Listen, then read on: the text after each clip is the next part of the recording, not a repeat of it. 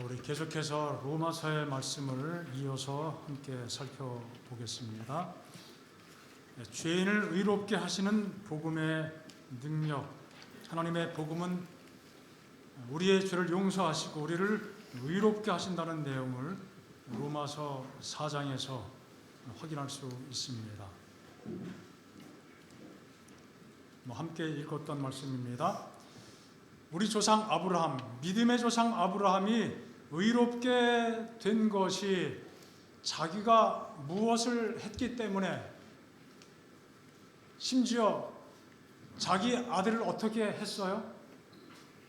모리아 산에 제단을 쌓고 하나님께서 말씀하신 대로 아들을 하나님께 온전히 바쳤습니다. 이삭은 아브라함의 손에 의해서 제물이 되었습니다. 물론 그 절명의 그 순간에 하나님께서 그 일을 막으셨지만 이미 그렇게 한 것이나 진대 없지요. 그런데 아브라함이 의롭게 된 것은 그가 그렇게 했던 믿음의 행위 때문에 그런 것이 아니라 무엇이에요? 하나님을 믿었기 때문에. 성경이 무엇을 말하느냐?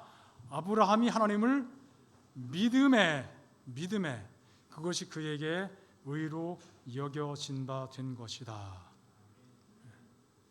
대단한 행위 아닙니까?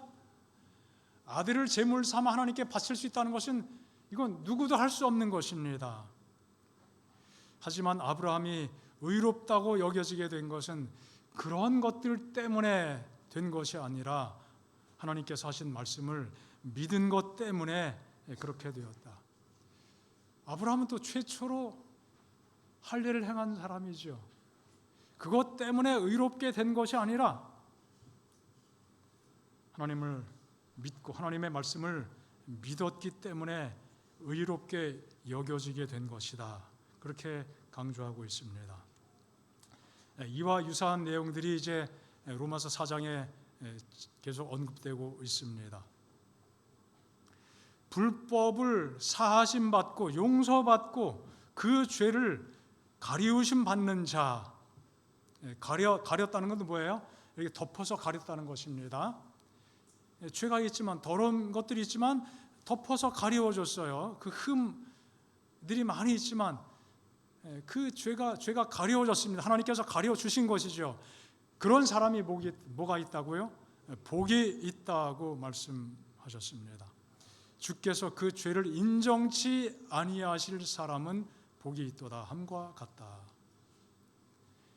누가 이런 은혜를 입고 있습니까?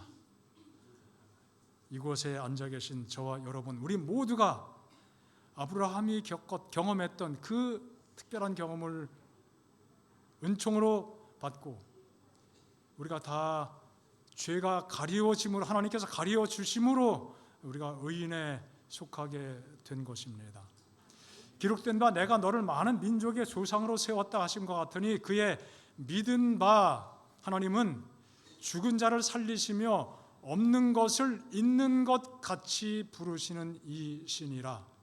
믿었다고 하는 것은 뭘 믿었다는 거예요? 하나님께서 아브라함을 믿음의 조상으로, 온 인류의 조상으로 택하여 불러서 세우셨다는 사실을 믿었어요.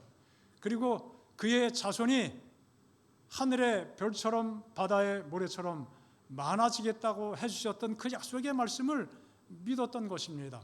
믿을 만한 상황이 아니었습니다. 100세가 되도록 아들을 낳지 못하고 자녀가 없었던 그 아브라함의 상황이었지만, 어쨌든 그 중간에 많은 과정이 있었지만 핵심적으로 큰 틀에 있어서는 그것을 아브라함은 믿었어요. 믿었기 때문에 그것이 이루어지게 되었습니다. 이루어진 것도 그가 살아있는 동안에 대단하게 이루어진 것도 아니에요. 이삭 하나 낳았습니다.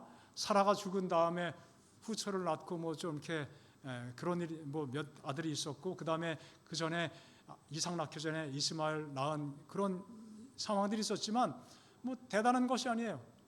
그저 갈멜산에서 엘리야가 그 싸움에서 이긴 다음에 종을 보내서 엘리야는 기도하고 구름이 있는가 보라.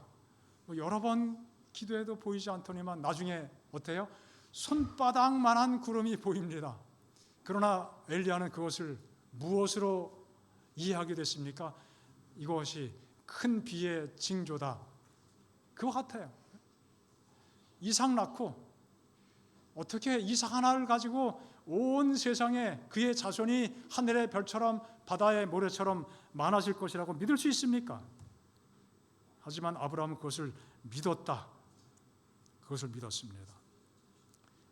온 세상의 조상, 많은 사람을 복되게 하는 복의 근원이 될 것을 믿었습니다. 하나님은 죽은 자를 살리시고 없는 것을 있는 것 같이 부르시는 이. 사실 하나님께서 아브라함 불러서 창세기 12장에 부르심을 우리가 볼 수 있는데, 그렇게 불러주신 그 사실에는 이 로마서 4장의 내용들을 또 성경을 연구하는 사람들이 이해할 때 이것은 장차 이방인들까지 포함되어서 하나님께서 구원하실 것이다. 하늘의 별처럼 바다의 모래처럼, 그것은 단지 이스라엘 민족만에 해당되는 이야기가 아니라 온 지구에 거하는 수많은 사람들, 유대인적인 관점을 가지고 볼 때는 누구의 구원이에요? 누구까지도 구원하시는, 이방인까지도 구원하시는 하나님의 그 구원의 계획을 언급하는 것이라고 그렇게 이해합니다. 그래서 없는 것을 있는 것 같이 부르셨다. 없었어요. 이방인의 구원, 아브라함 시대 상상할 수도 없는 사실이었습니다. 그 당시의 주제도 아니었고 관심 주제도 아니었고요. 하지만 그 모든 것 아브라함이 믿었다고 말씀하고 있습니다.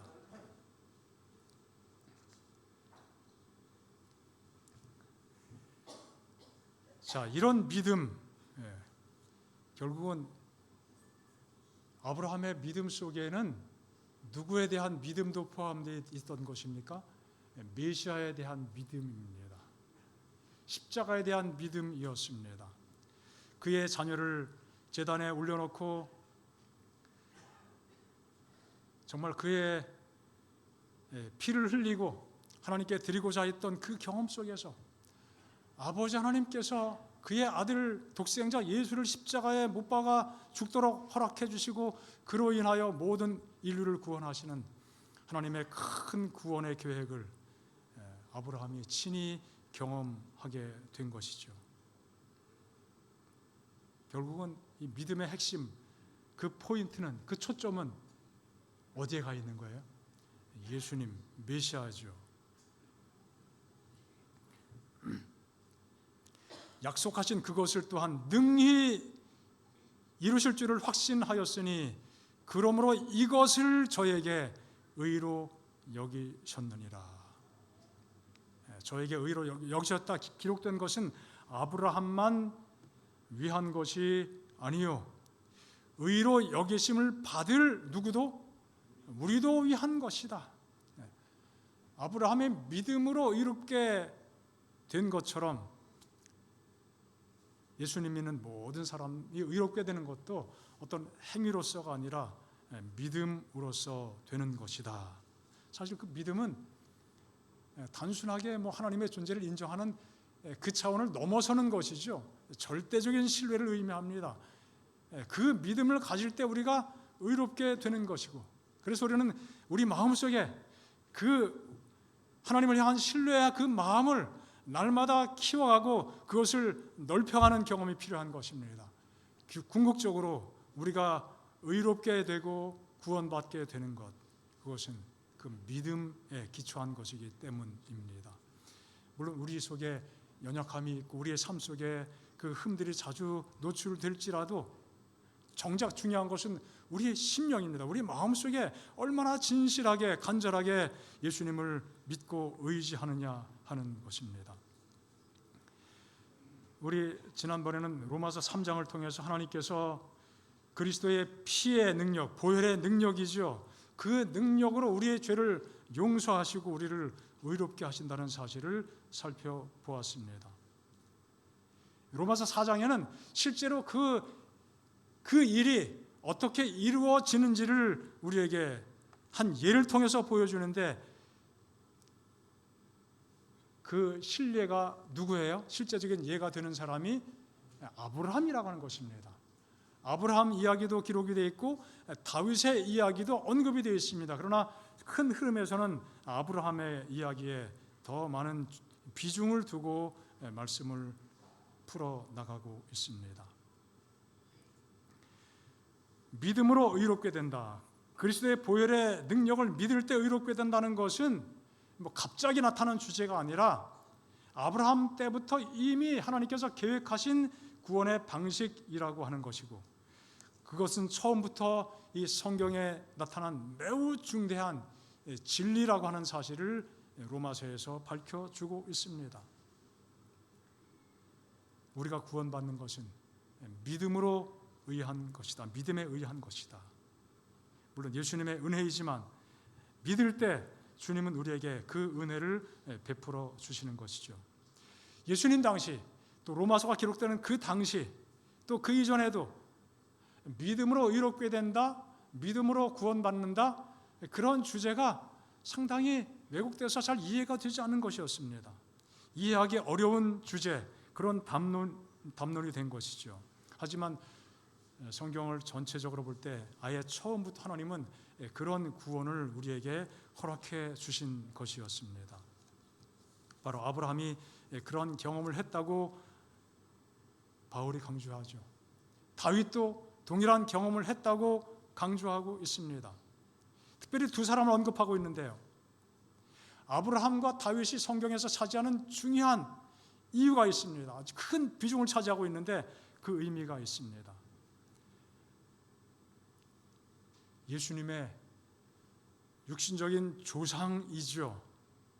마태복음 1장 1절에 보면은 아브라함과 다윗의 자손 예수 그리스도의 색이라, 그런 표현으로 예수님의 족보를 풀어가고 있습니다. 제일 먼저 언급된 사람이 누구예요? 아브라함. 그리고 누구예요? 다윗입니다. 중요한 인물이에요. 정말 중요성에서 남다른 비중을 차지하고 있는 인물이죠. 그 두 사람이 믿음으로 의롭게 되는 것을 경험했다는 것입니다. 그 두 분들이 그렇게 믿음으로 의로워졌다면 우리도 당연히 어떻게 돼요? 우리가 구원받는 것은 믿음으로 의롭게 되어서 구원을 받게 된다는 것이죠. 세상의 모든 사람, 모든 유대인들도, 모든 이방인들도 구원받게 되는 것은 행위가 아니라 믿음으로 의롭게 됨으로 구원에 이르게 된다는 것입니다. 그래서 가장 중요한 첫 번째 단추는 뭡니까? 믿어야 된다는 것입니다. 이것이 성경에 나타나는 중요한 진리고 로마서가 강조하는 중요한 요점입니다. 자, 로마서 4장이 강조하는 몇 가지 점들이 있습니다. 아브라함, 행위가 아니라 어떻게 해요? 믿음으로 의롭게 되었다는 사실입니다. 만일 아브라함이 행위로서 의롭다 하심을 얻었으면 자랑할 것이 있다 없다? 없다. 이미 함께 읽었던 말씀입니다. 저 말씀드린 것처럼 누구도, 다윗도 동일한 것을 경험했다. 다윗에 대해서는 이렇게 언급합니다. 일한 것이 없이 하나님께 의로 여기심을 받는 사람의 행복에 대하여 다윗에 말한 바. 다윗이 그가 범죄한 다음에 하나님께 간절히 기도했습니다. 정말 눈물로 밤을 지새면서 다윗이 표현한 것처럼 눈물로 침상을 띄우나이다. 너무 좀 과하죠. 우리가 아무리 많이 울어보세요. 그 눈물 때문에 침상이 뛸 수 있겠습니까? 다윗이 좀 과정법을 좀 잘 쓰는 그런 캐릭터인 것 같습니다. 그의 마음을, 애통하는 마음을 그렇게 표현한 것이죠. 시적으로 묘사한 것입니다. 그래서 하나님의 용서를 받았습니다. 확신을 갖게 됐습니다. 그리고 그가 고백합니다. 그 불법을 사하심을 받고 그 죄를 가리우심을 받는 자가 복이 있다. 주께서 그 죄를 어떻게 하지 아니할 사람, 인정치 아니할 사람은 복이 있다. 누가 그걸 경험했다는 거예요? 다윗 스스로 경험했다는 겁니다. 그래서 그 사실에 대해서 이 바울은 조금 해석을 덧붙이면서 설명하기를, 일한 것이 없이 하나님께 의로 여기심을 받는 사람의 행복에 대하여 일한 것이 없는 건 둘째치고요, 일을 만들지 않았으면 참 좋겠어요. 다윗은 일을 많이 만들었어요. 하나님께 그러나 회개 참회의 기도를 드렸습니다. 간절히 기도했습니다. 하나님은 그를 용서하셨고 다윗은 그 사실을 확신했습니다. 그리고 참회의 시, 고백의 시, 회개의 시를 남기게 되었습니다. 그 사실을 성경은 말하기를 일한 것도 없는데 하나님께서 어떻게 여겨주셨다고요? 의로 여겨주셨다. 그렇게 될 때 그 사람이 어떤 사람이에요? 행복한 사람이에요.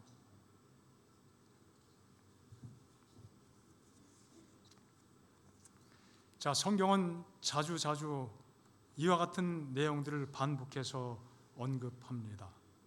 아브라함에 대해서 성경이 로마서 4장에 다시 언급합니다. 믿음으로 의롭게 되는 중요한 본보기로 제시가 되고 있는 것이죠.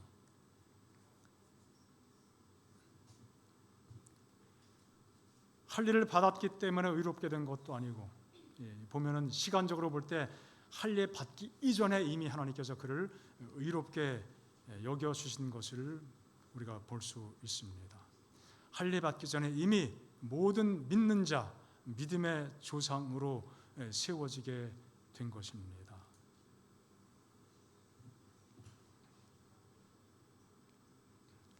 자, 성경에 보면 이런 내용들을 로마서에 언급하고 있습니다. 언약은 율법으로 말미암은 것이 아니고 믿음의 의로 말미암은 것이다. 모든 믿는 사람들이 동일한 원리, 무슨 원리예요? 믿음의 원리로 구원의 언약에 참여하게 된다고 말씀하십니다. 그리고 언약에 참여하게 되는 것은 율법 때문이 아니라 율법을 순종한 그 자체 때문이 아니라 하나님의 크신 은혜로 우리에게 주어지는 것이라고 말씀하고 있습니다.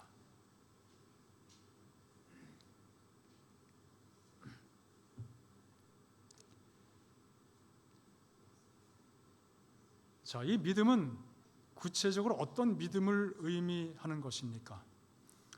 이삭을 통해서 하나님의 약속이 이루어질 것이라고 하는 그 믿음이지요.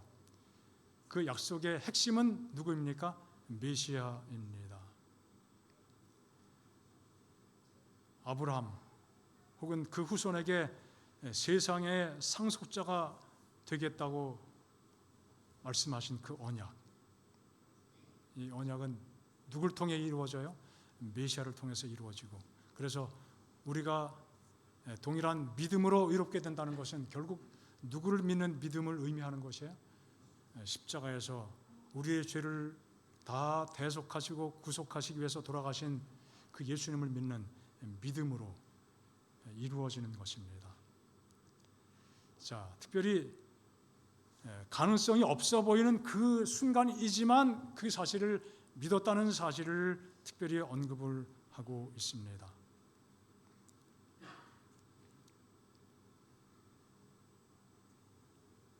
없는 것을 있는 것 같이 부르시는 분, 18절에 말씀하기를 아브라함이 바랄 수 없는 중에 바라고 믿었으니 이는 내 후손이 이가 되리라 하신 말씀대로 많은 민족의 조상이 되게 하려 하심을 인함이라. 그리고 언급합니다. 그가 100세나 되어 자기 몸에 죽은 것 같음과 사라의 태에 죽은 것 같음을 알고도 어떻게 됐다고요? 믿음이 약하여 지지 아니했다. 우리에게 필요한 믿음은 의심 없이 하나님의 구원의 약속에 대해서 흔들리지 않고 믿는 것을 말하고 있는 것입니다. 하나님께서 능히 죽은 자 가운데서 다시 살려줄 걸로 믿고 이삭을 제단에 바치게 된 것입니다. 하나님께서 하신 말씀은 그의 신실하신 약속을 통해서 다 이루어지게 될 것이다. 우리 마음속에도 하나님의 크신 은혜와 십자가의 그 놀라우신 구원의 그 방식을 온전히 믿게 되시기 바랍니다. 흔들림 없이. 이것은 너무나 놀랍고도 중대한 하나님의 약속이고 계획입니다. 정로의 계단에 이렇게 말씀을 기록하고 있습니다. 그대가 자신을 그에게 바치고 하나님께 바치고 주님께 바치고 그를 그대의 구주로 받아들이면 그대의 생애가 아무리 악하였을지라도 그의 공로로 인하여 그대는 어떻게 된다? 의롭다 하심을 얻게 된다.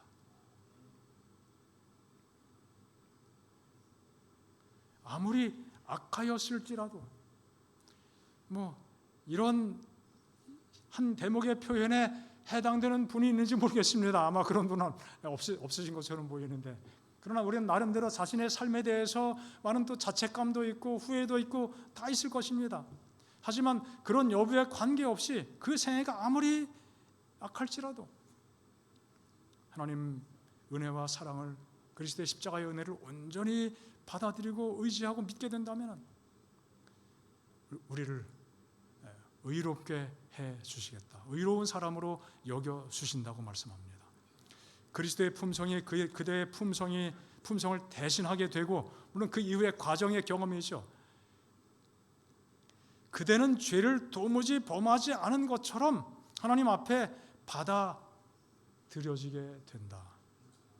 참 믿겨지지 않는 이야기죠.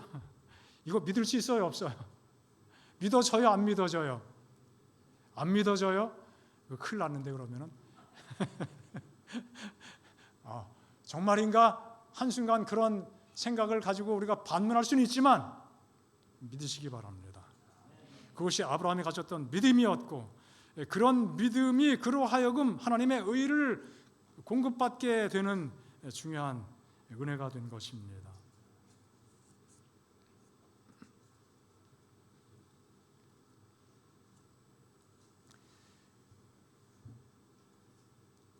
예수님을 믿고 영접하는 사람들에게 하나님의 자녀가 되는 권세를 주셨다고 말씀하셨습니다.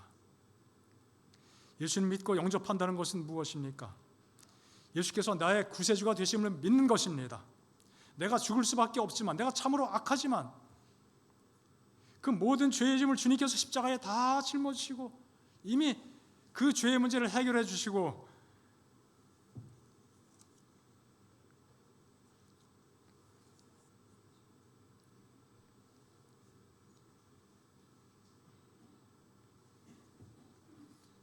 우리를 살려내셨습니다.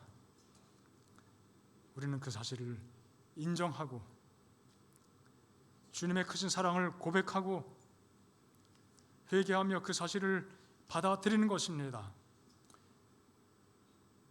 아무리 악할지라도 정말 때에 따라서는 우리 마음 깊은 곳에 간직되어 있는, 우리 삶의 여정 속에 간직되어 있는 수많은 부끄러운 일들,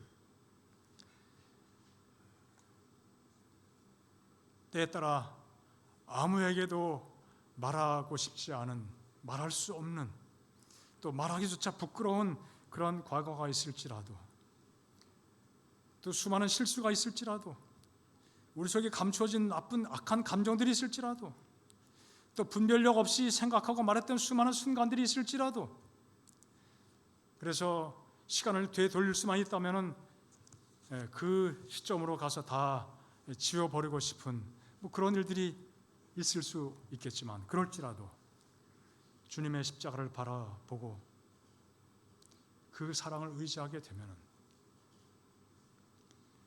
주님께서 그 모든 것을 어떻게 하셨다? 해결해 주셨다.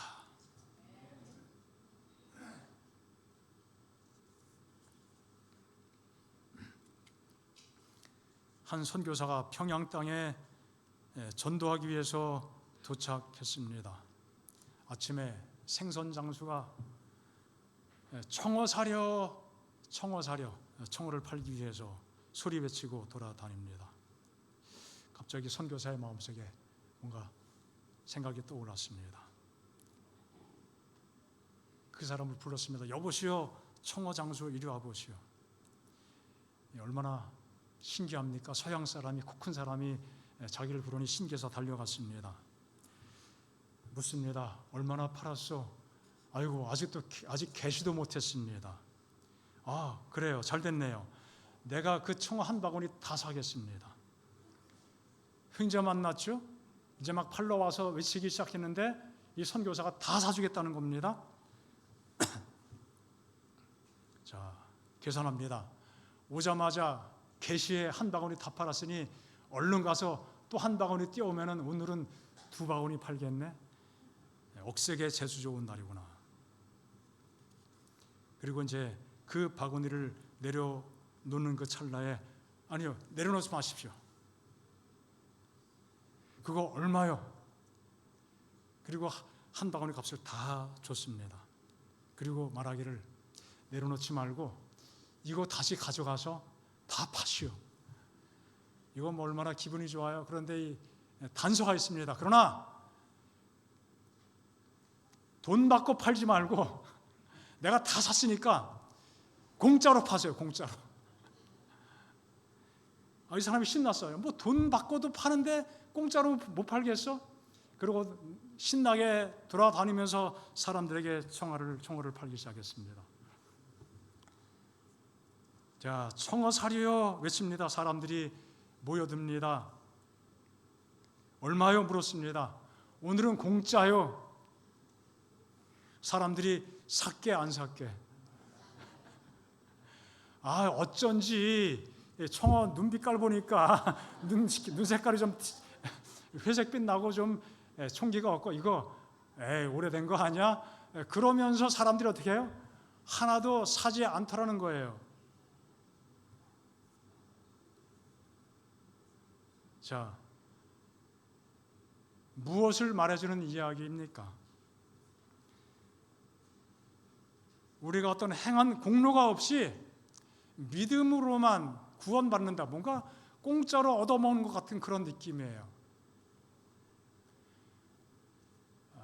그래서 때에 따라 하나님의 구원에 대해서 잘 마음속에 받아들이지 못하는 경험을 하게 된다는 것입니다. 물론 한국 사람들은 공짜를 참 좋아하죠. 그래서 공짜면 무엇도 마신다고요? 양잿물까지도 아주 기꺼이 마실 수 있는 그런 어떤 특성이 있긴 하지요. 그래서 뭐 두 가지 측면입니다. 공짜라고 하는 것 때문에 잘 이해가 되지도 않지만 또 한국에서 복음이 그만큼 힘있게 전파된 이유 중에 하나가 한국 사람이 공짜 좋아하는 특성과 잘 맞아 떨어져서 그렇다. 그런 해석도 하는 사람이 있습니다. 행한 공로 없이 믿음으로 의인이 된다고 하는 것 참 어떻게 보면 믿어지지 않는 것입니다. 뭐 구원하신다. 그건 감사한데 내가 의인이다? 그거 잘 이해가 안 되는 것입니다. 하나님께서 우리에게 그 귀한 믿음을 주신 것을 인해서 하나님께 감사하며 찬양합니다.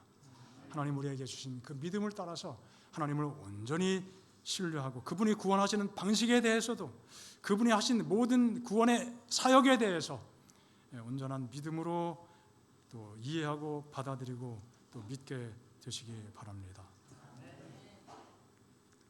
우리는 경건치 못한 모습을 여전히 지니고 살아갑니다.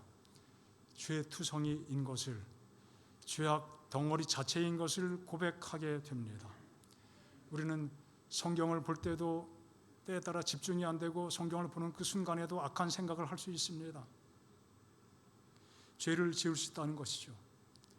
설교를 들으면서도 또 설교를 하면서도 또 기도하면서도 심지어 주님을 위하여 봉사를 한다고 하는 그 순간조차도 우리는 죄를 우리 내면 속에서 경험할 수가 있습니다. 그럴지라도 우리 마음 속에 주님을 향한 확실한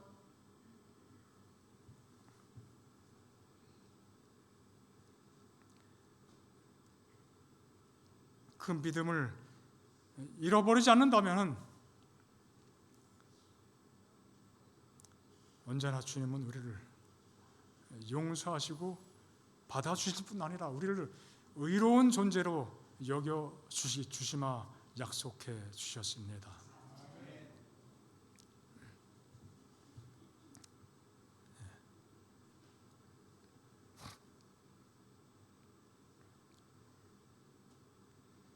죄인은 하나님께서 그들의 죄를 용서하시며 그들이 받을 바 처벌을 면제하시며 그들이 진정 의로우며 죄를 짓지 않은 것처럼 취급하시며 그들에게 하늘의 호의를 베푸사 그들이 의로운 것처럼 취급하실 때에 그들이 누굽니까? 우리 자신들이에요. 나 자신입니다. 하나님의 의에서만 의로워질 수 있다. 그들은 그리스도의 입혀주시는 의를 통해서만 의로워진다. 이것을 입혀주시는 의라고 이야기합니다. 칭의라고도 언급하죠.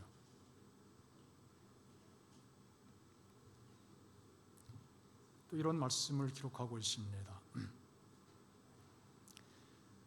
죄로 더럽혀지고 악으로 물든 죄인을 위하여 이루어진 큰 사업은 의롭다 하심의 사업이다. 의롭다 하시는 사역이다. 사업이다. 진리를 말씀하시는 주님께서 그 죄인을 의롭다고 선언하신 것이다. 주님께서는 그리스도의 의를 신자에게 어떻게 하신다고요? 전가시킨다. 책임을 전가시킨다. 책임을 떠넘긴다. 그런 표현을 하지 않습니까? 그리고 온 우주 앞에 그를 의롭다고 선언하신다. 우리의 죄는 누구에게 전가돼요? 예수님께 다 전가됩니다. 예수님께서 다 떠맡으셨습니다. 예수님께서 다 뒤집어 쓰신 것입니다.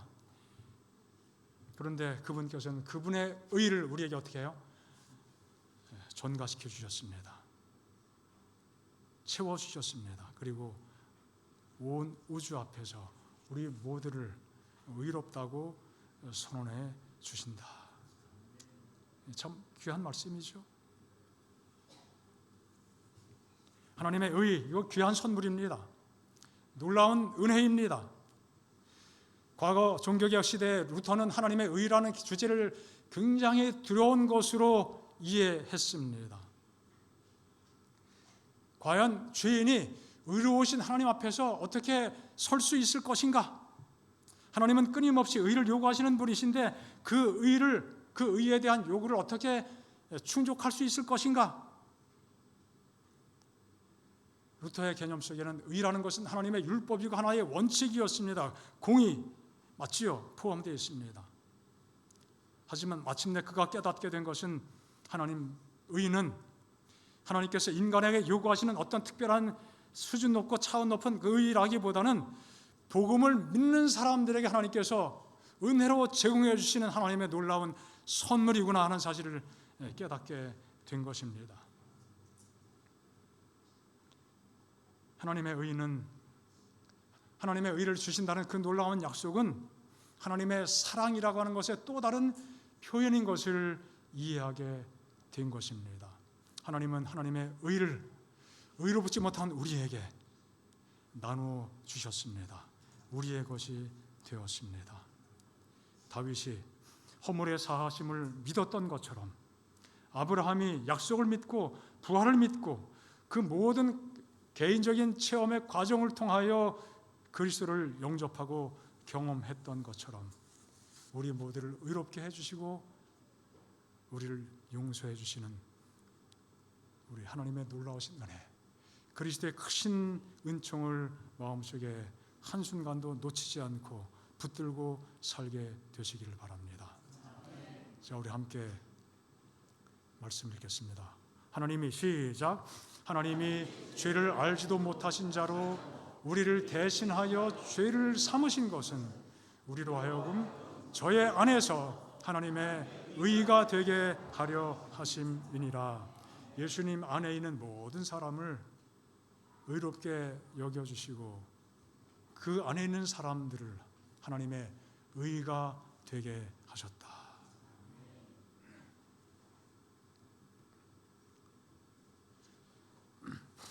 예수는 우리 범죄함을 인하여 내어줌이 되고 또한 우리를 의롭다 하심을 위하여 어떻게 하셨다고요? 살아나셨느니라. 우리의 모든 더러운 옷을 벗기시고 의의 옷을 입혀주시는 아름다운 예증이 스가랴서에 기록된 것을 우리가 알고 있습니다. 우리의 더러운 옷을 다 벗겨주시고 아름다운 옷, 의의 옷을 입혀주시는 그 귀한 은혜, 이것이 스가랴가 보았던 놀라운 하나님의 구원에 대한 계시였습니다. 사단은 끊임없이 여호와와 이스라엘을 참소합니다. 우리를 대적합니다. 마치 검사가 한 죄인의 죄를 계속 들춰내고 밝혀내듯이 이 사람은 하나님의 은총을 받을 자격이 없다고 끊임없이 지적하고 고발합니다. 여호와는 그 사탄을 책망합니다. 불에서 꺼낸 거슬린 나무가 맞지만 하나님은 그를 어떻게 해요? 불쌍히 여겨주시는 것입니다. 스가랴가 보았던, 그가 본 계시의 마지막 절정, 얼마나 아름다운 장면입니까? 하나님께서 이 아름다운 일을 우리 모두를 위하여 보여주셨습니다. 스가랴 개인만의 경험이 아니라 우리 모두의 경험, 하나님이 주시는 큰 은총임을 기억하시면서 오늘도 기쁨으로 또 감사함으로 하나님을 찬양하고, 우리의 연약함에 우리의 시선을 집중할 것이 아니라 우리를 의롭게 하시는 하나님의 놀라운 은혜에 우리의 시선을 집중하면서 하나님께 더 가까이 나가는 우리 모든 오남 가족 되시기를 간절히 바랍니다.